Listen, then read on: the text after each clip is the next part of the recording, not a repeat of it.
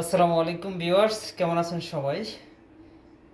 মালিকের বাসায় কাজে গিয়েছিলাম এবং মালিকের বাসার কাজ শেষ করে ফিরে খুব ক্লান্ত এবং রাতের খাবারের জন্য রেডি হচ্ছে আর কি। তো যাই হোক, প্লেটে ভাত নিয়ে নিলাম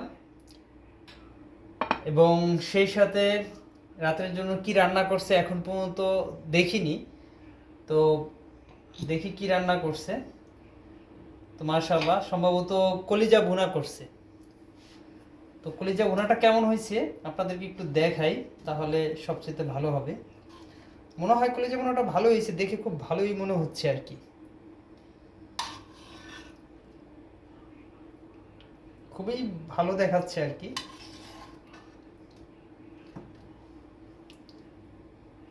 তো একটু ঝোলটা নিয়ে নেই, কারণ ঝোল না হলে একবারে শুকনা শুকনা খাওয়া যাবে না, একটু সমস্যা আর কি শুকনো শুকনো খেতে।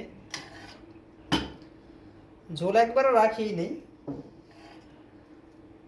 যেহেতু বোনার মধ্যে তো আসলে ঝোল থাকে না। তো যাই হোক, কলিজা ভুনাটা আপাতত নিয়ে নিলাম। এরপরে আর কোনো আইটেম নেই।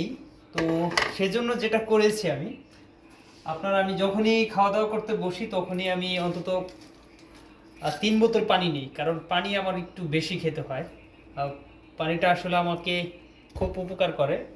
আর এটার সাথে যেটা রেখেছি সেটা হলো আপনার পেপসি। সালাদের কোনো ব্যবস্থা নাই, করা হয়নি, যদিও টমেটো এগুলি ছিল। তো একটা পেপসি নিলাম, 3 বোতল পানি নিলাম, আর ভাত, সাথে কলিজা ভুনা। এই ছিল আজকে রাতের ডিনারের আইটেম। তো আলহামদুলিল্লাহ, আল্লাহর কাছে লাখ লাখ কোটি শুক্রিয়া। যিনি অ্যারেঞ্জ করেছে তার কাছে শুক্রিয়া আদায় করছি এবং ধন্যবাদ জানাই তার স্পেশালি। সে শত ব্যস্ততার মাঝেও রাতের ডিনারের জন্য আয়োজন করেছে, আলহামদুলিল্লাহ। তার জন্য সবাই দোয়া করবেন। আর সে হলো আমাদের আলী ভাই, আপনারা সবাই তাকে চিনেন। দোয়া করবেন ইনশাল্লাহ, আর আমার জন্য দোয়া করবেন। ভালো থাকবেন, সুস্থ থাকবেন। আল্লাহ হাফেজ।